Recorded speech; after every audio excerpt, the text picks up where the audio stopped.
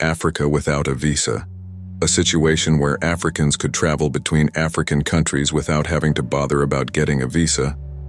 Although this important development has been underway for some time, African nations have recently increased their efforts in this area. A few countries have already made the decision to waive the visa requirement for African nationals visiting their territories. Rwanda is a country that is among them. Africans can now enter the nation without a visa, according to Paul Kagame, who made the announcement on November 2nd during the 23rd Global Summit of the World Travel and Tourism Council. As a result, Rwanda became the most recent country in Africa to declare a policy like this to promote trade and people mobility. In Kigali, the capital of Rwanda, President Paul Kagame made the announcement and emphasized the potential of Africa as a single travel destination. Any African who wants to travel to Rwanda can do so at any time. There is no cost to enter our nation. He stated, "We must not lose sight of our own continental market." Given the rapid growth of our middle class in the ensuing decades, Africans will play a major role in international travel. Kenya is another African country that has declared visa-free travel for its citizens. By the end of this year, William Ruto, the President of Kenya, plans to eliminate the need for visas for all travelers from Africa. President Ruto underlined the need to remove visa restrictions among African states, saying that they are ineffective, while speaking at an international conference in Congo-Brazzaville. He emphasized the negative effects of visa requirements on passengers, companies, and entrepreneurs. When individuals, professionals, and company owners are unable to travel, we are all at a disadvantage. Allow me to state this. Kenya will be the first nation in which entry into the country will not require a visa for citizens of African nations by the end of this year. Our children from this continent should not be imprisoned within borders in both Europe and Africa, the speaker declared. The conference attendees enthusiastically applauded this announcement. The African Union, or AU, has long worked to make it easier for people to travel within the continent without a visa. There have been bilateral and regional accords, but there hasn't been much movement toward fully free travel.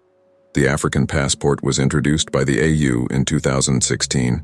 The purpose of the passport is to enable all inhabitants of Africa to travel throughout the continent visa-free. However, it is still not easily accessible.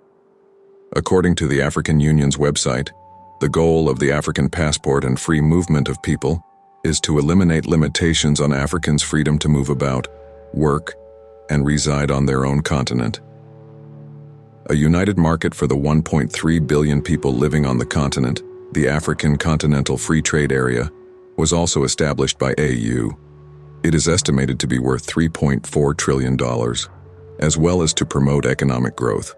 Before we move on, if you think this video is interesting, kindly support us by giving it a like, sharing it, and becoming a subscriber. That being stated, let's move forward. Acceptance. The goal of Free Africa is to imitate the European Schengen area.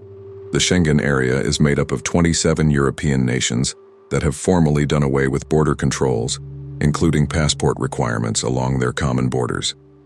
This system establishes a shared visa regime for travel abroad, functioning practically as a single jurisdiction.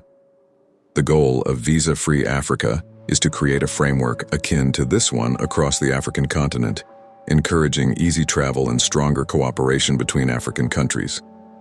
African states are making great efforts to create a visa-free travel system for their citizens, modeled after the Schengen area in Europe. Many activists and Africans have long supported this project, including well-known people like Julius Malema. Malema, the head of the Economic Freedom Fighters (EFF) party in South Africa, expressed his unwavering support for the abolition of borders within Africa during a pre-election interview in 2019. According to Malema, borders were imposed on Africans by colonial powers, and doing away with them would be a significant step toward decolonization.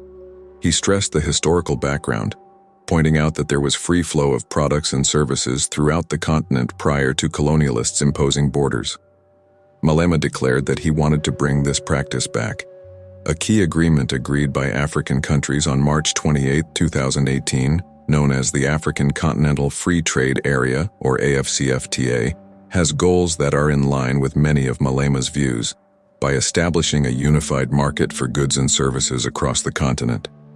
The AFCFTA seeks to advance intra-African trade, which will ultimately lead to economic integration and regional cooperation among African countries. Comprising 88 regional economic communities and the 55 member countries of the African Union, the AFCFTA is the largest free trade area globally, creating a single continental market with a combined GDP of roughly $3.4 trillion and a population of roughly 1.3 billion is the overarching goal of the AFCFTA.